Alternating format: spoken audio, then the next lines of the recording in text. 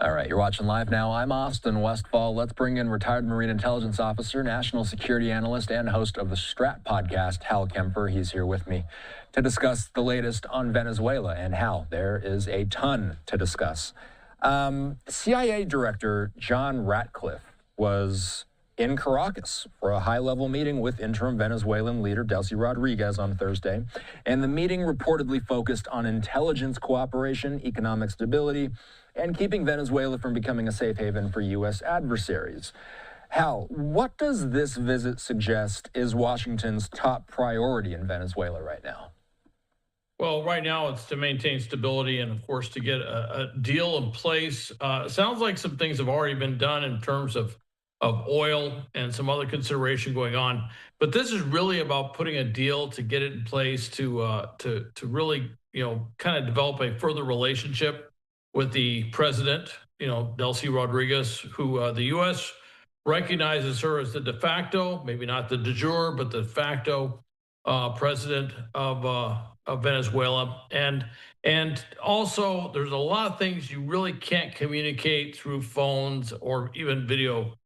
You have to go there in person. And I think John Ratcliffe, being the director of CIA, right person, can bring in some of the complexity of the different issues involved. He can talk about the security situation. Obviously, he can talk about the economic situation. He can talk about the trade situation.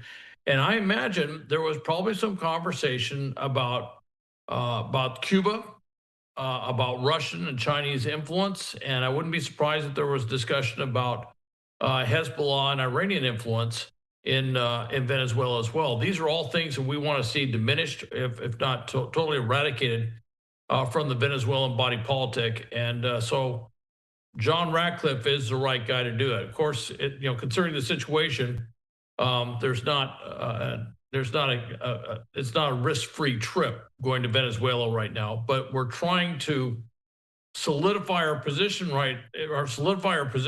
with this government. And of course, the fear is if we were to knock this government out and try to put Maria Machado's opposition party in, that you might end up with a civil war with Delcy Rodriguez and other Chavista elements basically fighting on the streets, and that would basically preclude any sort of trade or any sort of work that we're trying to do with them. One of the big things he mentioned was that it's time for Venezuela to end its cooperation with drug trafficking, and that was a big message. It's interesting how the CIA played a critical role in the operation that captured Maduro, right? Mm-hmm. Absolutely. Well, you remember President Trump early on in this thing said he'd authorized the CIA to conduct covert operations in Venezuela, which kind of led to the discussion of, well, if we're announcing we're doing covert operations, are they actually as covert as one would assume? But the CIA played a huge role in this. And when you look at that, just amazing military operation going in there to seize Maduro and his wife, and you look at just the intense, time-sensitive intelligence requirements that had to be met in order to pull that off, you get an idea of just what a huge role the CIA played. Yeah. Live look at the White House, the time in the nation's capital, 7-11 as we talk. Hal, let's discuss sort of the secondary and sidebar stories to this. Yesterday, the White House hosted Venezuelan opposition leader Maria Corina Machado for meetings with President Trump and other top officials. The White House sent this picture out. Machado, of course, did gift the medal that she received for the Nobel Peace Prize. She also made an appearance on Fox and Friends. I want to air a little piece of this. This is her interview. In spite of the Nobel Prize Committee saying that you couldn't transfer your Nobel Prize to anyone, especially President Trump, you did today. Why did you do that? Because he deserves it. And it was a very emotional moment. I decided to present the Nobel Peace Prize medal on behalf of the people of Venezuela. And I told President Trump where I found also inspiration to do that. And it happens that 200 years ago, General Lafayette gave Simón Bolívar, Venezuela's liberator, a medal bearing the face of George Washington. And it was in tribute to Bolivar's fight for freedom in the continent. And Simón Bolívar kept that medal with him until the rest of his days.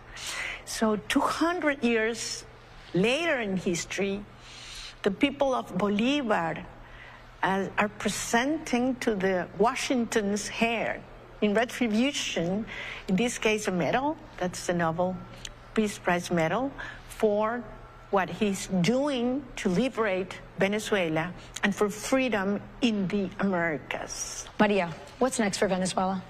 Oh, freedom. Freedom. That's what's going to come for us.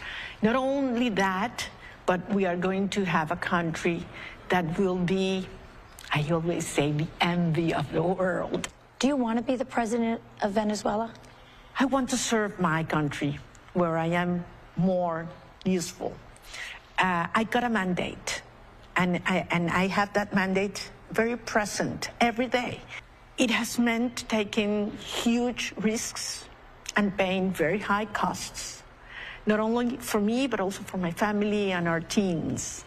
But I do believe that, there's a mission, and we are going to turn Venezuela into that land of grace. And I believe I will be elected when the right time comes as president of Venezuela. So the clip does cut off there. But Hal, after everything we saw from Machado's visit to D.C. yesterday, did we get any clarity on how the U.S. sees Machado fitting into the future of Venezuela? My sense is that we see Maria Machado as the future of Venezuela, but in the interim, we're getting involved in real politics, and the real politic is the security forces, the military, the militias on the ground, the Chavista forces. They actually do control the ground, and that's why we're working with the government that's in place there. We've learned a lesson from these idealistic approaches that like what we did in Iraq, where we stood down the military, the guards and the guards corps, and also the police all at the same time, and it just caused chaos, anarchy, and allowed a fervent insurrection to fill that gap. We don't want to see that, and we don't want to see the country slip into civil war or factions grow. And you see the Chavistas, funded by the drug traffickers doing one thing, and certainly with all that, no oil is going to get out if that happens. So we're working with the government we have, but in the future, would like to see elections get back in place. And of course, Maria Machado will most likely win those elections. And it's interesting, at this point, but certainly from Machado's standpoint, even though she's not stepping right into office, she probably sees the future as brighter than it's been in many, many years. And she realizes that without this operation, without Maduro being taken prisoner, without the U.S. stepping in to do what it's doing, that never would have happened. And I think that's part of the reason she kind of dedicated the medal, the Nobel Peace Prize, to President Trump when she received it. She kind of gave it to him, although the Nobel Prize Committee was very clear, you cannot give this medal to someone else. It's only hers, but it'll probably be sitting at the White House for a while, and I'm sure that President Trump will be displaying it for a while. And so it's very symbolic, even though it's not actually tangible. But it does say a lot about what has happened, what President Trump has done with this operation to maybe change things in Venezuela, going down that path towards peace and democracy. Yeah, the 2025 prize is Machado's, but it seems the hardware will be with President Trump. So Hal, as you and I have talked almost every day about Venezuela since Maduro's capture. As time has gone on, have we gotten a clearer picture of what the long term in Venezuela looks like? What did we learn this week? There were some pretty high-profile meetings this week. Very high-profile meetings, but the big thing, I think, if you're really listening, I think the biggest statement that's been made over this last week was from the CEO of Exxon. Didn't please President Trump when he heard it, but he called the situation in Venezuela. You know, President Trump was meeting with all the oil companies that have, you know, huge claims that were part of the Venezuelan oil scene for many years. You know, he was saying, hey, we need to come in. They're talking about $100 billion worth of investment to get Venezuelan oil industry back to where it was. That is a massive investment for, obviously, for the private sector to step in and do that. And the CEO of Exxon looked at the situation. He goes, frankly, it's just uninvestable. And that was the term he used. And the others looked at it, and you could tell they weren't in a big hurry to get in there until the situation is very, very stable on the ground.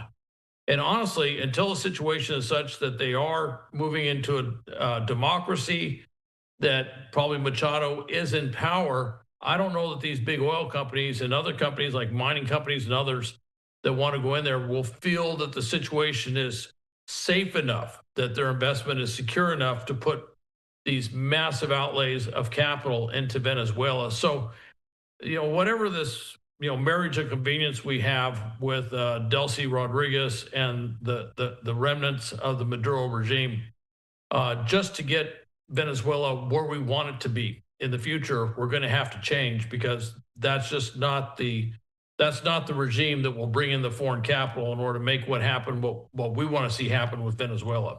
Would you describe Rodriguez and her interim government as being cooperative with the United States? So far, I can tell you that they're gritting their teeth, and I'm not the first person to say that. They are very angry, very frustrated that they're, you know, look, the United States has been the punching bag for the Chavista Venezuelan politicians for the last 2 decades. To suddenly, you know, to hold back from saying that, to suddenly cooperating with the U.S.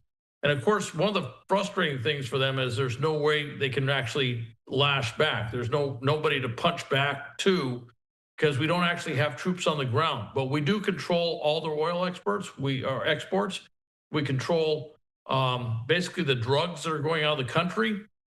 We basically blow their drug-laden boats out of the water. And because of that, they know that the United States controls the revenue that will keep the government going. And so we have tremendous leverage. And of course, they saw how vulnerable they are based on our operation. So they're basically having to cooperate because there really isn't any other choice. And by the way, you haven't seen Russia and China step up. Although they always claim they're great allies, they have not stepped up to do anything. And certainly Iran cannot do anything right now. Their situation is such that they can't lend a hand to anyone. So yeah, they have to cooperate. Hal Kempfer, we appreciate you. You can listen to the Strat podcast anywhere podcasts are available. And Hal will be joining us for our usual Saturday marathon tomorrow at 2 p.m. Pacific time, 5 p.m. Eastern time. We'll see you then, Hal. All right. See you then, Austin. Thanks. All right. The time of the nation.